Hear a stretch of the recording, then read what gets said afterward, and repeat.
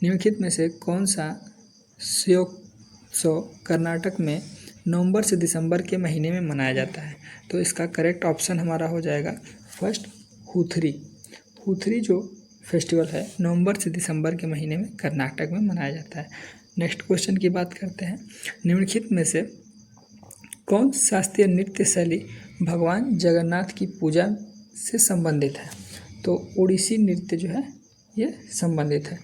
जगन्नाथ यात्रा का संबंध किससे है? तो ये भी उड़ीसा राज्य से ही संबंधित है। भरतनाट्यम कहाँ का शास्त्रीय नृत्य है? तो ये याद रखिएगा तमिलनाडु का है। कथक जो है ये उत्तर प्रदेश का है। सत्रिया जो है ये असम राज्य का है। तो ये आप ध्यान में रखिएगा। चलिए अगले क्वेश्चन की बात कर लेते हैं।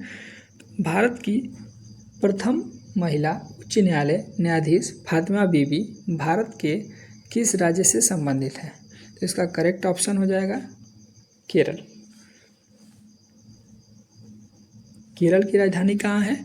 तिरुवनंतपुरम। जबकि तमिलनाडु की राजधानी कहाँ है? चेन्नई। कर्नाटक की राजधानी कहाँ है? बेंगलोर। आंध्र प्रदेश की राजधानी कहाँ है? पहले 2014 में अमरावती घोषित किया गया था, लेकिन अभी के टाइम में विशाखापट्टनम घोषित कर दिया गया है। चलिए अब नेक्स्ट क्वेश्चन की बात कर लेते हैं। जुलाई 2021 में ओलंपिक में एकल टेनिस मैच जीतने वाले केवल तीसरे भारतीय कौन बने हैं? तो इसका करेक्ट ऑप्शन हो जाएगा सुनील नागल। अगले क्वेश्चन की हम लोग बात कर लेते हैं। भरत वंश के नाम पर इंडिया का नाम भारत रखा गया। निम्नलिखित में से किस वेद में इस वंश का सर्वप्रथम उल्लेख मिलता है? तो इसका करेक्ट ऑप्शन हमारा ये हो जाएगा ऋग्वेद। यानी ऋग्वेद सबसे पुराना है। उसके बाद यजुर्वेद आया, फिर उसके बाद सामवेद आया, फिर उसके बाद अथर्ववेद आया। याद रखिएगा जितने भी जादू टोना टोटका से संबंधित चीज़ें हैं वो सारे अथर्ववेद में मिलते हैं, और जितने भी यज्ञ से संबंधित चीज़ें हैं वो आपके यजुर्वेद में मिलती हैं। ठीक है, आगे चलते हैं। निम्नलिखित में से कौन सी आत्मकथा भारतीय फिल्म अभिनेता बलराज साहनी द्वारा लिखी गई थी? तो इसका करेक्ट ऑप्शन हो जाएगा मेरी फिल्म आत्मकथा। करेक्ट ऑप्शन हो जाएगा सेकंड। अगले क्वेश्चन की बात करें। वेरी वेरी वेरी इंपॉर्टेंट प्रश्न है बाबू, इसको ध्यान में रखिएगा। एग्ज़ाम में कई बार पूछा गया ये प्रश्न है। इसका भारत की 2011 की जनगणना के अनुसार भारत में पुरुष साक्षरता दर कितनी है? तो भारत में पुरुष साक्षरता दर जो है वो हमारा 82.14 है। अगले क्वेश्चन की बात करते हैं। यकृत, दूध, अंडे और मछली सहित विभिन्न खाद्य पदार्थों में पाया जाने वाला जल में घुलनशील विटामिन कौन सा है जो आपके शरीर की रक्त तंत्रिका कोशिकाओं को स्वस्थ रखने में मदद करता है? तो इसका करेक्ट ऑप्शन हो जाएगा विटामिन B12। आपको बता दें कि कौन कौन से विटामिन जल में घुलनशील है। तो वाटर में घुलनशील vitamin vitamin B, vitamin C है। जबकि फैट में घुलनशील विटामिन कौन सा है? तो vitamin A, vitamin D, vitamin E और विटामिन K, ये सब विटामिन फैट में घुलनशील है, और जबकि विटामिन B और C जल में घुलनशील है। नेक्स्ट क्वेश्चन की हम लोग बात करेंगे। भारत के संविधान का निम्नलिखित में से कौन सा अनुच्छेद यह परिभाषित करता है कि मौलिक कर्तव्य केवल भारतीय नागरिकों के लिए है, न कि विदेशियों के लिए? तो इसका करेक्ट ऑप्शन हो जाएगा आर्टिकल 51A, अनुच्छेद 51। ये हमारा यही कहता है कि जितने भी मौलिक कर्तव्य हैं वो हमारे केवल भारतीय नागरिकों को ही प्राप्त रहेंगे। अगले क्वेश्चन की बात करते हैं। विश्व स्तर पर चावल के उत्पादन में भारत का स्थान क्या है? तो भारत का स्थान इसमें दूसरा है, जबकि पहले स्थान पे कौन है? तो याद रखिएगा चीन है। चीन चावल के उत्पादन में पहले स्थान पर है। हम लोग नेक्स्ट क्वेश्चन की बात करेंगे। निम्नलिखित में से कौन सा पोटेशियम लवण एक खनिज पूरक है जिसका उपयोग रक्त में पोटेशियम के निम्न स्तरों के उपचार या रोकथाम के लिए किया जाता है? तो इसका करेक्ट ऑप्शन हो जाएगा पोटेशियम क्लोराइड। दूसरा ऑप्शन इसका करेक्ट हो जाएगा। नेक्स्ट बात कर लेते हैं हम लोग, होयसलेश्वर मंदिर का निर्माण निम्नलिखित में से किस पत्थर से एक होयसल राजा ने 1150 में कराया था?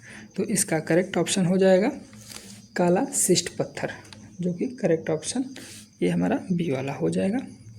अगला देखते हैं, दक्षिण भारत में सैन्य अभियान शुरू करने वाला दिल्ली सल्तनत का पहला सुल्तान कौन था?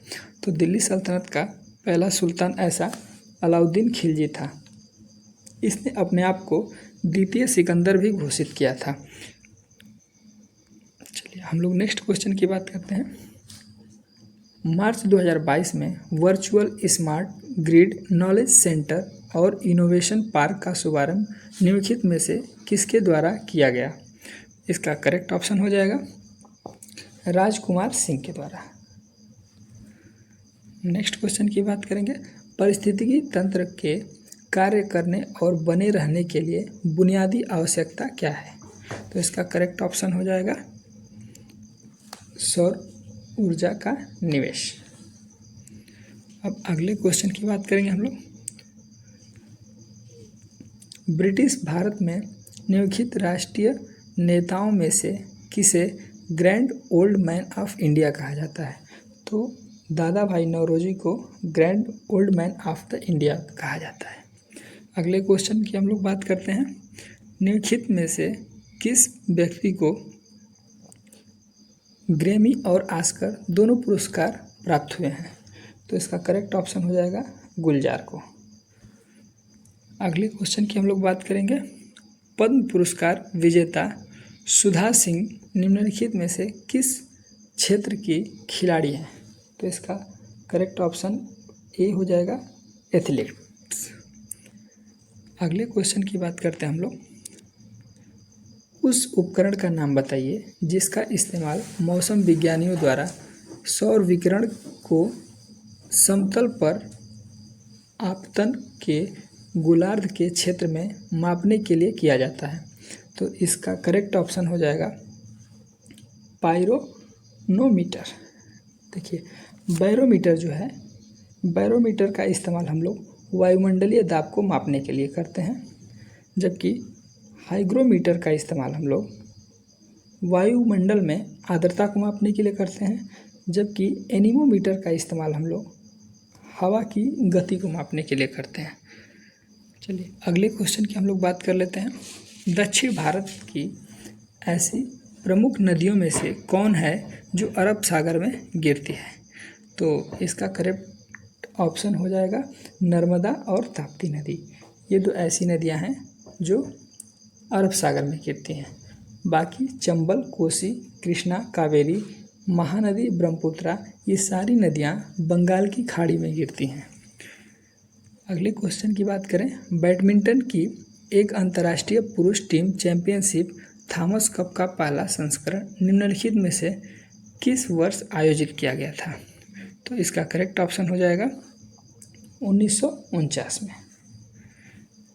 नेक्स्ट बात करते हैं, भारत की 2011 की जनगणना के अनुसार केंद्र शासित प्रदेशों के निम्नलिखित में से किस समूह की साक्षरता दर सबसे अधिक है? तो इसका करेक्ट ऑप्शन हो जाएगा लक्षद्वीप और दमन-दीव।